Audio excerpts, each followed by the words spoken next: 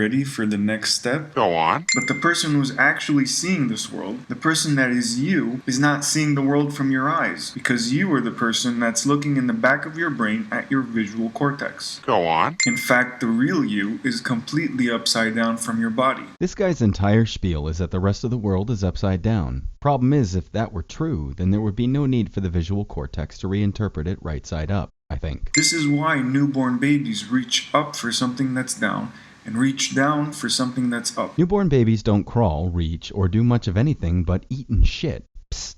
The perhaps 5 or 6 month old baby in the photo is reaching forward to crawl. If what you were saying was true, it wouldn't be looking down at its mother's hands, it would be looking up. You don't believe that you are completely disconnected from your body and that the real you is seeing the world from an upside down position? No, because I'm sane. That would mean that from birth, they could not coordinate the world that they were supposed to see with the bodies that are upside down from them. Yet blind people reach up for the things they know are up and down for the things they know are down without the use of sight. I never once saw a person with a walking stick pointed at the sky. Is it a coincidence that the one animal on this planet that doesn't use its visual cortex also happens to be upside down? Bats use a sonar, and as a result, the world that they see doesn't come from their screen in the back of their brains. Contrary to popular belief, bats are not actually blind, and yes, they do use their visual cortex. They use echolocation, which is then routed through the visual cortex to give them an understanding of their surroundings. Most of them have very well-developed visual cortices. What the bats are showing us is that anyone seeing the world through a screen called the visual cortex is upside down from their body. Murder me! Wouldn't it be easier to make us see right side up from the start? Calling it right side up indicates to me that you know very well that what you're saying is horseshit. Lucky for us, there is something on this planet that will help us understand this. The tree is a simple organism that follows the same concept of being two separate entities that are upside down from each other. Why don't you, plant it upside down with the leaves in the ground and see if the roots begin to bear leaves of fruit and shit? The root of the tree is completely upside down from the body of the tree. Plant evolution in biology is so complex that I don't even know where to begin here. But they are not rooted in the ground because they know they're upside down. They're rooted in the ground to absorb fucking nutrients. And that the part that we cut down with the branches and the leaves is just another body. Many of these trees were my friends. We can now understand that all life on this planet is happening on the inside. How do we go from we know the earth is round to we know we're living on the inside of the earth? Oh, 'cause that's how that shit works. Our bodies are only an expression of our root that is inside the planet. And it's only now that we have the capacity to understand what was right in front of us this whole time.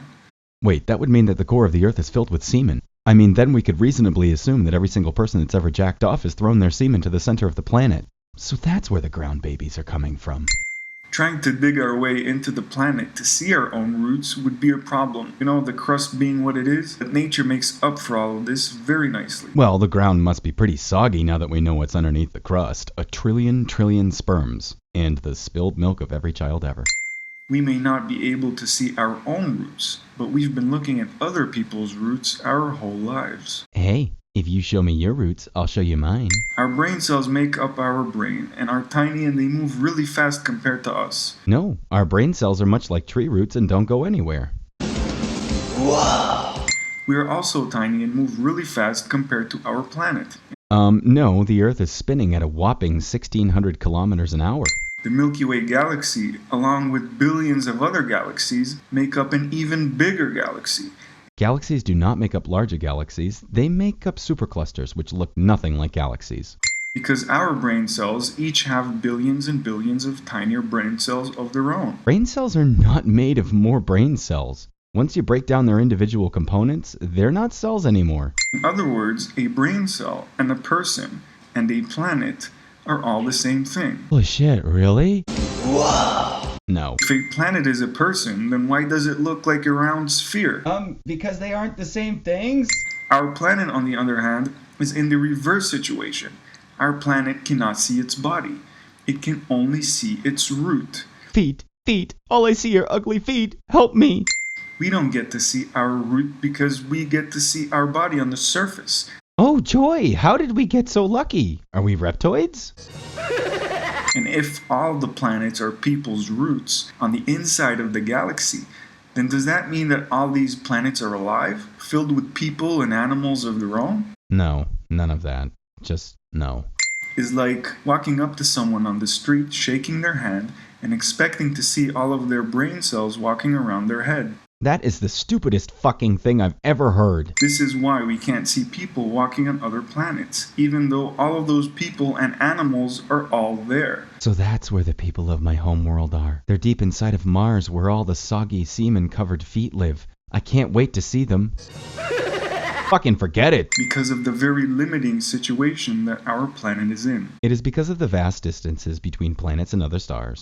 There is something in nature that explains the very familiar situation that our planet is in. Oh, I get it, but that would also mean that my intestines are constantly spilling out of my body. I don't want that to happen, so should I stand on the ceiling, or would that make it worse? Getting its life from an outside source we call the sun, and wrapped in a salty fluid we call the ocean? Yeah, but that's true. When in actuality, it's getting its own life from a different planet altogether. But that is not true. This situation that our planet is in is this thing we call the womb. Oh, Christ. The Sasquatch used Dreamtime. Here we go.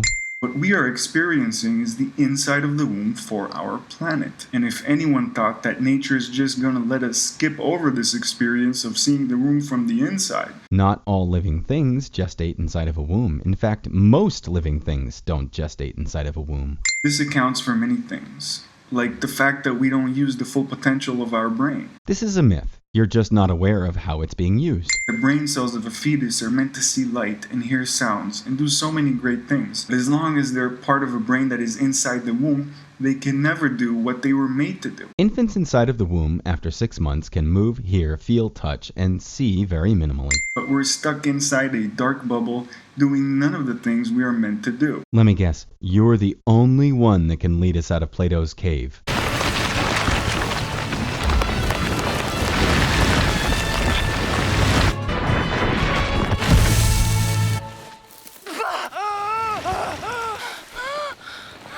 But the good news is that, like all other wombs in nature, this womb too is temporary. That's what I fucking thought.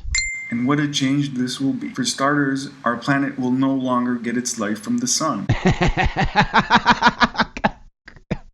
No. With the light coming from inside the planet, this false thing we call darkness will be but a distant and unwelcome memory. The Earth does not produce enough light to sustain itself. Our empty skies are like walls holding back all the waves of information that is waiting to get in here and make use of our brains for the very first time. You do know that drugs are bad, right? All we see of our universe is like an X-ray. We see only the skeleton of what's actually there. Psst, X-rays still fall in the electromagnetic spectrum. By the way, the night sky is beautiful, asshole. Each person has a brain full of brain cells, but at the same time, the same person is also a brain cell in somebody else's brain. Now let's all use our brains. We know this because the baby does something very specific to let everyone know, hey, I'm just inside a really big womb. I really need to get out of here. And what the baby does, it flips over. I understand the analogy you're trying to make, but if this were to happen, the hypothetical Earth you're talking about would just flip over, not turn inside out. There is a woman somewhere on the surface of the Milky Way,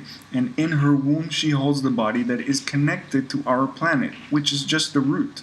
All I wanna do is see you turn into a giant woman, a giant woman. All I wanna be is someone who gets to see a giant woman. And remembering that our planet's time is slower than ours, a flip that would otherwise only take a moment would feel a lot longer for us. What the flip represents for us is the end of this cycle, the beginning of the last cycle, which is the 2 weeks the baby has left before it leaves the womb. Can you even fucking math?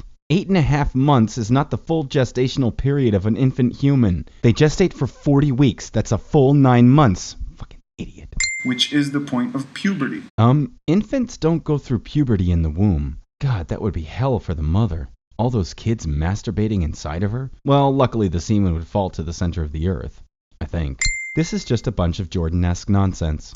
We also have this lizard layer in our brain, which was formed when we were inside the womb. After the dinosaurs completed their cycle, it was time for a new layer called the cerebral cortex. Dinosaurs had cerebral cortexes too. This next cycle will last around 1,000 years and will coincide with the 2 weeks our planet has left before it is born. You pulled that straight out of your fucking ass. 1,000 years. Jesus. While they join hands getting themselves ready for the birth of their planet.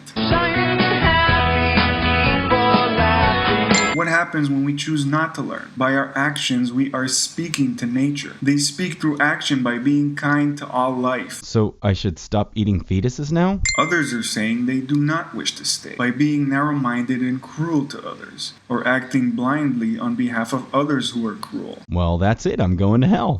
Only goodness can remain in a universe that's good. Thanks, you lunatic. I am now standing on the ceiling while masturbating and thinking about a giant woman.